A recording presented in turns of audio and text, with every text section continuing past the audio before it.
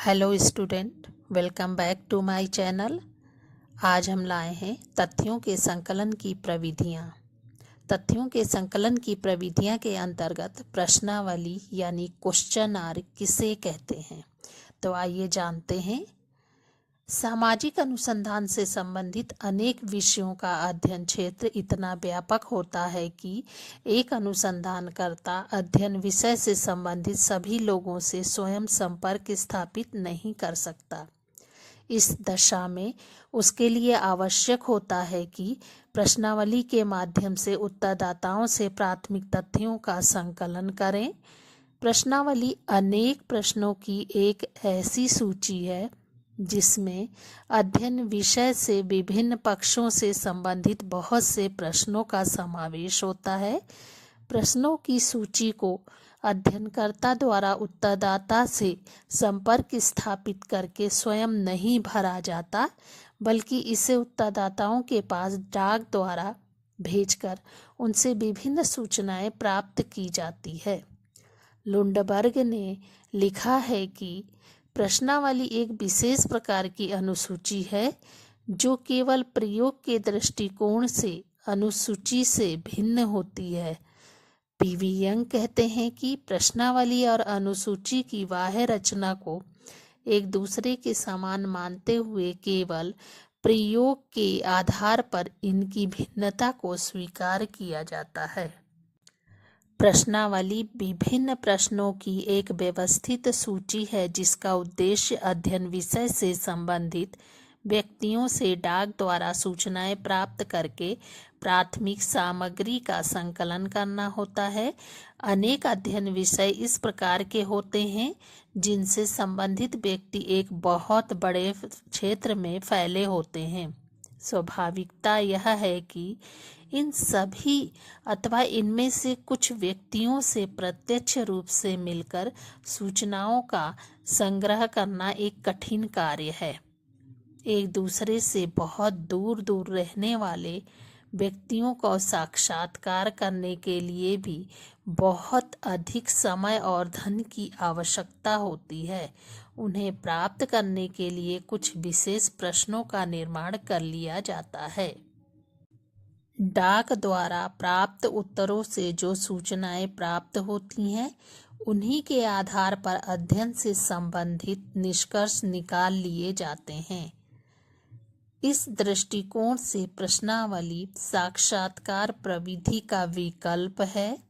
प्रश्नावली का उपयोग डाक द्वारा ही किया जाता है, अतः इसे डाक द्वारा प्रेषित प्रश्नावली भी कहा जाता है। गुड एवं हॉट के शब्दों में हम समझ सकते हैं कि सामान्यतया प्रश्नावली शब्द का तात्पर्य प्रश्नों के उत्तरों को प्राप्त करने की एक ऐसी प्रविधि से है जिसमें उत्तरदाता स्वयं ही एक प्रपत्र को भरकर सूचनाएं प्रेषित करते हैं। बोगार्डस कहते हैं कि प्रश्नावली विभिन्न व्यक्तियों को उत्तर देने के लिए प्रेषित की गई प्रश्नों की सूची है जो डाक के माध्यम से अनुसंधानकर्ता किसी शिक्षित व्यक्ति के पास भेज करके सूचनाओं को एकत्रित कर लेता है। उपयुक्त परिभाषाओं के आधार पर स्पष्ट किया जाता है कि प्रश्नावली के उपयोग में अध्ययनकर्ता तथा उत्तरदाता के बीच कोई प्रत्यक्ष संपर्क होना आवश्यक नहीं होता है, बल्कि सामग्री का संकलन अप्रत्यक्ष रूप से किया जाता है। प्रश्नावली की कुछ निम्नलिखित विशेषताएं इस प्रकार हैं। पहला है, प्रश्नावली प्रश्नों की एक ऐसी व्यवस्थित सूची है जिसमें अध्ययन विषय से विभिन्न पक्षों से संबंधित सूचनाओं को प्राप्त करने के लिए अनेक प्रश्नों का समावेश होता है। दूसरा है, प्रश्नावली उत्तरदाताओं के पास डाक द्वारा प्रेषित की जाती है, लेकिन कुछ विशेष परिस्थितियों से इसका वितरण व्यक्तिगत रूप से भी किया जाता है। तीसरा है, प्रश्नावली द्वारा केवल शिक्षित व्यक्तियों से ही सूचनाएं एकत्रित की जा सकती है।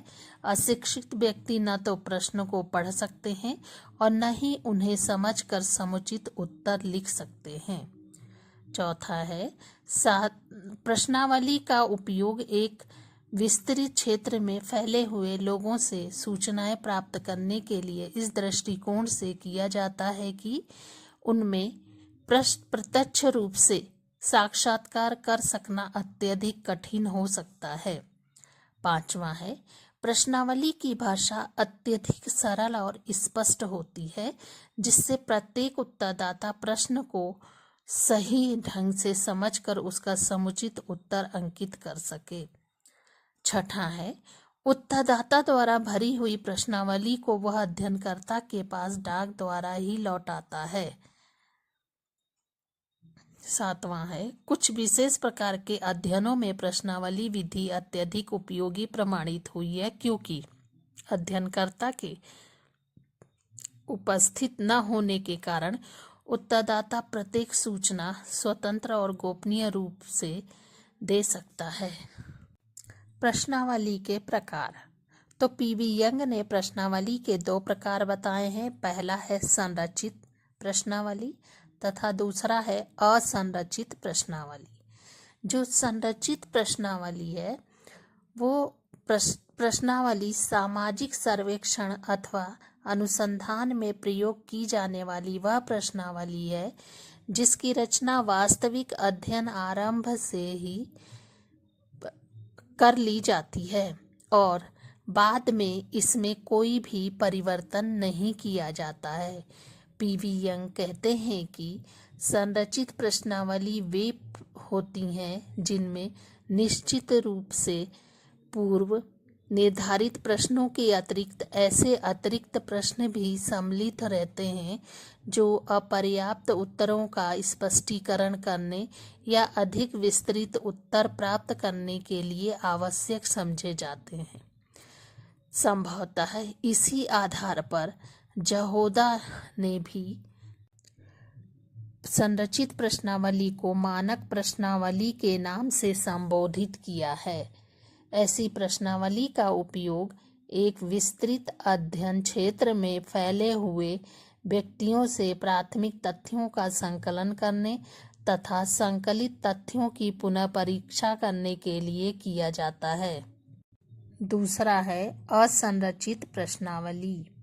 कैंट का कथन है कि असंरचित प्रश्नावली वह होती है जिसमें कुछ निश्चित विषय क्षेत्रों का समावेश होने के साथ ही उन लोगों की संख्या भी निर्धारित रहती है जिनसे साक्षात्कार करना, लेकिन इस प्रश्नावली में प्रश्नों के स्वरूप और उनके क्रम का निर्धारण करने में अध्ययनकर्ताओं को काफ़ी स्वतंत्रता प्राप्त होती है। इससे स्पष्ट होता है कि असंरचित प्रश्नावली का निर्माण वास्तविक अध्ययन करने से पहले ही नहीं कर लिया जाता। इसके अंतर्गत केवल उन विषयों का उल्लेख होता है जिनसे संबंध में उत्तरदाता से सूचनाएं प्राप्त करनी होती है। एक अध्ययनकर्ता ऐसी प्रश्नावली की सहायता से आरंभ यह ज्ञात करने का प्रयत्न करता है कि किस प्रकार से प्रश्नों और उनके एक विशेष क्रम के द्वारा सर्वोत्तम सूचनाएं प्राप्त की जा सकती हैं। यही कारण है कि ऐसी प्रश्नावली को हम साक्षात्कार निर्देशिका भी कहते हैं। असंरचित प्रश्नावली उस समय सबसे अधिक लाभदायक होती है जब अध्ययन का क्षेत्र सीमित हो तथा प्रत्येक उत्तरदाता से संपर्क स्थापित करना संभव हो। इसका कारण यह है कि प्रश्नावली के अंतर्गत साक्षात्कार की प्रक्रिया का कोई स्थान नहीं होता है। इस दृष्टिकोण से प्रश्नावली के प्रकारों में पीवी यंग द्वारा प्रस्तुत असंरचित प्रश्नावली का उल्लेख करना उपयुक्त प्रतीत नहीं होता है। तीसरा है बंद अथवा प्रतिबंधित प्रश्नावली। प्रश्नावली का यह प्रकार अत्यधिक महत्वपूर्ण है। इसके अंतर्गत प्रत्येक प्रश्न के सामने अनेक संभावित उत्तर दे दिए जाते हैं तथा उत्तरदाता को उन्हीं उत्तरों में से किसी एक उत्तर को चुनकर अपने विचार को अभिव्यक्त करना होता है।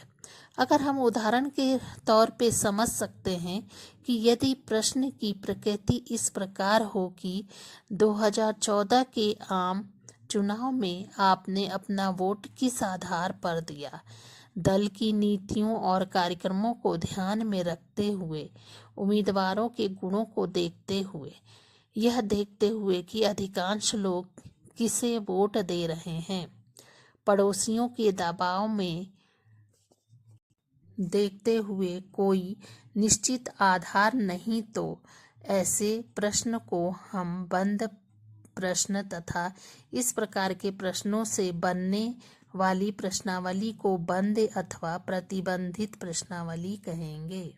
चौथा है खुली हुई अथवा अप्रतिबंधित प्रश्नावली। इस प्रकार की प्रश्नावली में प्रश्नों के साथ उनके संभावित उत्तर नहीं दिए जाते, बल्कि उत्तरदाता से यह आशा की जाती है कि वह अपनी इच्छा अनुसार कोई भी उत्तर दे।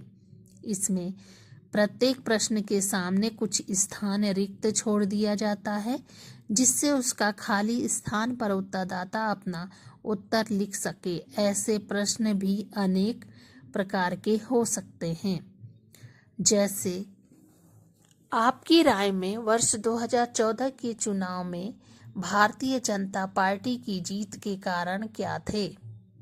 पहला, दूसरा और तीसरा। तो इस प्रकार से उदाहरण के माध्यम से खुली प्रश्नावली को समझा जा सकता है। पांचवा है चित्रमय प्रश्नावली। प्रश्नावली का उपयोग केवल शिक्षित समूह के लिए ही किया जाता है, लेकिन यदि कोई समूह एक ओर बहुत कम शिक्षित हो और दूसरी ओर ऐसे व्यक्तियों से प्रत्यक्ष संपर्क स्थापित करना किसी कारण कठिन समझा जाता हो, तो ऐसी स्थिति में चित्रमय प्रश्नावली के द्वारा तथ्यों का संग्रह करने का प्रयत्न किया जाता है। ऐसी प्रश्नावली में प्रत्येक प्रश्न को बहुत सरल ढंग से प्रस्तुत किया जाता है और उसके संभावित उत्तरों के स्थान पर विभिन्न चित्र इस प्रकार प्रदर्शित किए जाते हैं, जिससे उत्तरदाता चित्रों के आधार पर अपने उत्तर को सरलता से चिन्हित कर सके। उदाहरण के लिए यदि प्रश्न यह हो कि आप गांव में रहना पसंद करेंगे अथवा नगर में, तथा प्रश्न के आगे नगर और गांव का चित्र बना दिया जाए, तो उत्तरदाता सरलता से किसी एक पर चिन्ह लगाकर अपनी पसंद को अभिव्यक्त कर सकता है। बच्चों की मनोवृत्तियों अथवा रुचि का अध्ययन करने के लिए ऐसी प्रश्नावलियों का उपयोग किया जाता है। छठा है मिश्रित प्रश्नावली। मिश्रित प्रश्नावली वह प्रश्नावली होती है जिसमें प्रश्नों की प्रकृति किसी एक विशेष तक ही सीमित न होकर अनेक प्रकार के प्रश्नों से संबंधित होती है। ऐसी प्रश्नावली में बंद और खुले हुए सभी प्रकार के प्रश्नों का समावेश होता है। एक विशेष सूचना अथवा विचार प्राप्त करने के लिए जिस प्रकार के प्रश्न को सबसे अधिक उपयुक्त समझा जाता है, उसका ऐसी प्रश्नावली में समावेश कर लिया जाता है। वास्तविकता यह है कि सामाजिक तथ्य इतने जटिल और विविधतापूर्वक होते हैं कि एक विशेष प्रकृति के प्रश्नों द्वारा उन सभी को ज्ञात कर सकना बहुत कठिन होता है।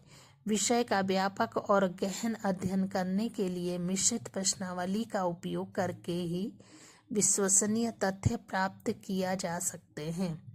यही कारण है कि सामाजिक सर्वेक्षण तथा अनुसंधान में मिश्रित प्रश्नावली का उपयोग सबसे अधिक किया जाता है। तो बच्चों, इस प्रकार से तथ्यों के संकलन की प्रविधियों के अंतर्गत प्रश्नावली का अर्थ, प्रश्नावली की परिभाषा और उनके प्रकारों का वर्णन किया गया है। धन्यवाद।